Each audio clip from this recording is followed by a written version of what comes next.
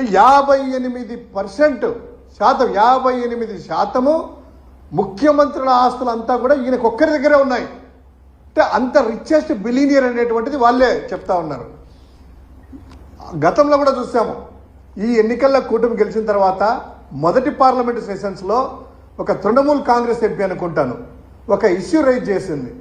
ఏంటంటే చంద్రబాబు నాయుడు గారి కుటుంబానికి సంబంధించినటువంటి సంస్థ హెరిటేజ్ ఆస్తులు ఒక్క రోజులో కేవలం 24 గంటల్లో దగ్గర 438 కోట్ల రూపాయలు పెరిగాయట. ప్రపంచంలో ఎక్కడైనా మనం చూసామా? ఒక సంస్థ, కూరగాయలు అమ్మే సంస్థ, పాలమ్మేటువంటి సంస్థ 24 గంటల్లో 438 కోట్ల రూపాయలు పెరగడం ఏంటిది?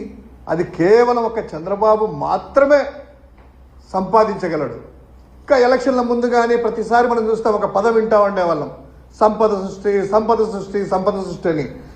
అందరూ ఏదో అపార్థం చేసుకున్నారు. కానీ ఈ రిపోర్ట్ వచ్చిన తర్వాత ఎస్ నిజమే, చంద్రబాబు చెప్పింది అపార్థం చేసుకున్నాము, సంపద సృష్టించడంలో ఆయనే. కానీ అందరం ఏమనుకున్నాము? పేదోళ్ళకి, ప్రజలకి, రాష్ట్రానికి సంపద సృష్టిస్తాడనుకున్నాము. కాదు, ఆయనేమో కరెక్ట్గా ఉన్నాడు. ఆయన ఆస్తి మాత్రము 931 కోట్లతో దేశంలోకెల్లా అత్యంత బిలీనియర్ సంపాదించినటువంటి ముఖ్యమంత్రిగా ఆయన రికార్డు ఎక్కాడు. అదేవిధంగా గతంలో మనం చూసాము, ఆయన బీదర్పులు ఎలా ఉండేటంటే నా చేతికి వాచి లేదు, నా వేలికి ఉంగరం లేదు అని పదే చెప్పేవాళ్ళు. పేదోళ్ళందరూ పాపం రా ముఖ్యమంత్రి, ఏదో ఆయన కూరగాయలు అమ్ముకుంటున్నారు, హెరిటేజ్లో పాలు అమ్ముకుంటున్నారు, వాచి లేదు. కానీ ఈరోజు ఈ యొక్క అఫీషియల్ డాక్యుమెంట్ చూస్తా అంటే తెల్లమవుతుంది. అయ్య బాబోయ్, ఎంత మోసపోయాం మనము, చంద్రబాబు గారు భలే బురుడి కొట్టించాడు, వాచి లేదు, ఉంగరం లేదంటే పాపం ఆయన ఏదో కూరగాయలు అమ్ముకొని పాలు అమ్ముకొని బతుకుతున్నారు అనుకున్నాం మనలాగే. కానీ ఆయన చెప్పేదంతా కూడాను కేవలం మీడియాకు మాత్రమే, ప్రజలకు మభ్యపెట్టడానికి అనేటువంటిది ఉంది. తర్వాత పలు సందర్భాలు ఆయన చెప్పాడు, నాకు 1,00,000 కోట్ల ఆస్తులు ఉన్నాయని. పేపర్లలో మిగతా దగ్గర చూస్తూనే ఉన్నాము. సింగపూర్లో ఆస్తులు, ఆయన యొక్క భాగస్వామిగా ఆయనతో నమ్ముకున్నటువంటి వ్యక్తి ఈశ్వరన్ ఈరోజు జైల్లో ఉన్నాడు. తర్వాత ఆయన చేసినటువంటి అనేక ఘనకార్యాలన్నీ కూడా మనం చూసాము. సో 1,00,000 కోట్లు కాదు, ఈ ఏడీఆర్ వాళ్ళు పొరపాటు పడ్డారు. ఆయన ఊరికి జస్ట్ అఫిడవిట్ లెక్కలు, అఫీషియల్గా చూపించినటువంటి లెక్కలు మాత్రమే చెప్పారు. కానీ ఆయన మాటల్లో కానీ, ఆయన ఆస్తులు కానీ మార్కెట్ వాల్యూ తీసుకుంటే దాదాపు 1,00,000 కోట్ల పైన ఉంటుంది. అది బయట పెట్టాలి. సరే, ఇంకో కాకుండా ఎలక్షన్ల ముందు ప్రతిపక్షంలో ఉన్నప్పుడు తండ్రి కొడుకులు వచ్చి ఎల్లో మీడియా అందరినీ పిలుచుకొని ఒక ప్రజెంటేషన్లు ఇస్తూ ఆస్తుల చిట్ట వివరాలు ప్రకటిస్తున్నాము, దేశంలో ఎవరు కూడా చేయరు, ఏ రాజకీయ పార్టీ కూడా, దమ్ముంటే మాలాగా చేయండి అని అనుకుంటూ ఒక 3 సంవత్సరాలు పెట్టారు వరుసగా ఇద్దరు తండ్రి కొడుకులు. మా ఆస్తి ఇది, మా ఆస్తి ఇది, మాకు ఇక్కడ ఆస్తులు ఉన్నాయి, మాకు ఇక్కడ అప్పులు ఉన్నాయని. మరి ఎందుకయ్యా ఈ యొక్క 3 సంవత్సరాల నుంచి మీ సంపద పెరుగుతా పోతుంది కదా, ఎందుకు మీరు ఆస్తిపాస్తుల గురించి ఎందుకు మాట్లాడట్లేదు? సరే, ఈరోజు ఈ అఫీషియల్ డాక్యుమెంటే కదా అని ఒకసారి ఏ పత్రికలు ప్రచురించాయని చూసి ఎల్లో మీడియాలో చూస్తే ఈనాడు ఒక భూతద్దం వేసి ఎత్తుకులాడినా కూడా ఎక్కడా లేదు, ఆంధ్రజ్యోతి భూతద్దం వేసి ఎత్తుకులాడినా కూడా ఎక్కడా లేదు.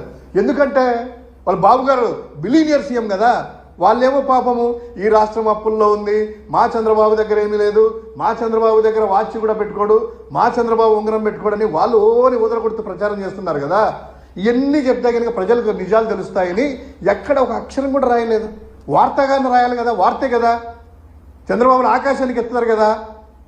ఇప్పుడు రికార్డు కూడా అండి ఇది, మొన్న చూసాం, ఒక ఆంధ్ర తెలుగు క్రికెటరు ఆస్ట్రేలియా మీద అనుకుంటా ప్రపంచంలోనే సెంచరీ, అంటే 8వ బ్యాట్స్మెన్గా దిగి సెంచరీ కొట్టి రికార్డు కొడితే తెలుగు కూడా గర్వపడ్డాం. అదేవిధంగా ఈరోజు కూడా మన తెలుగు వ్యక్తి, ఒక ముఖ్యమంత్రి, దేశంలోకెల్లా ఏ ముఖ్యమంత్రికి లేకుండా ఉన్నటువంటి ఆస్తిపాస్తులు బిలీనియర్ 931 కోట్ల అఫీషియల్గా పెట్టారంటే నిజంగా మన తెలుగు వాళ్ళకి గర్వకారణమే. ఏదైనా చంద్రబాబుకే సాధ్యం. రాష్ట్రాన్ని అప్పుల ఊబిలో ముంచాలన్నా చంద్రబాబుకు సాధ్యము. తన ఆస్తులు ఒక 24 గంటల్లో 500 కోట్లు రైజ్ చేయించాలని ఆయనకే సాధ్యము. దేశంలోకెల్లా ముఖ్యమంత్రులందరికల్లా అత్యంత బిలియనర్ కావాలని ఆయనకే సాధ్యము. ఇది చంద్రబాబు గారి ఘనకార్యాలు. ఎల్లో మీడియాని కాస్త సిగ్గు తెచ్చుకోవాలి. వార్తన్నా కూడా ప్రచురించండి. మీ చంద్రబాబు దేశంలోకి ఇలా బిలీనియర్ అయ్యా, మామూలు వ్యక్తి కాదు. ఆయన ముఖ్యమంత్రులు అందరూ కలుపుకుంటే పాపం అందరు కలిపి 1630 కోట్లు అయింది కలుపుకున్నా కూడా, ఈయనది కలుపుకున్నా కూడా. కానీ ఇది ఒక్కరిదే 931 కోట్లు, సగం కూడా లేరు అందరూ కలిసి. 58% ఈయన ఒక్కడే సంపాదించి పడేశాడబ్బా. అది రికార్డ్ అంటే. చాలా గొప్పగా ఉంది ఈ అవినీతి సొమ్ము ఇవన్నీ కూడాను. ఇప్పుడు ఈ పరిపాలన చూడాలి, కూటమిలో ఇంకా ఎక్కువ జరుగుతుంది కదా. ఆయన ఆస్తిపాస్తులు నెల నెల చూడాలేమో ఎంతెంత పెరుగుతున్నాయి ఏంటి అనేటువంటిది. సో ఈ విధంగా ఏడీఆర్ ఎన్ఈడబ్ల్యూ సంస్థ ఇచ్చిన ప్రకారము వాళ్ళు పొరబడ్డారని నేను అనుకుంటున్నాను. ఈయన ఆస్తిపాస్తులు 1,00,000 కోట్లు పైనే ఉన్నాయనేటువంటిది మా యొక్క అభిప్రాయం. ఆయన మాటలో 1,00,000 కోట్లు ఉన్నాయి. ఇది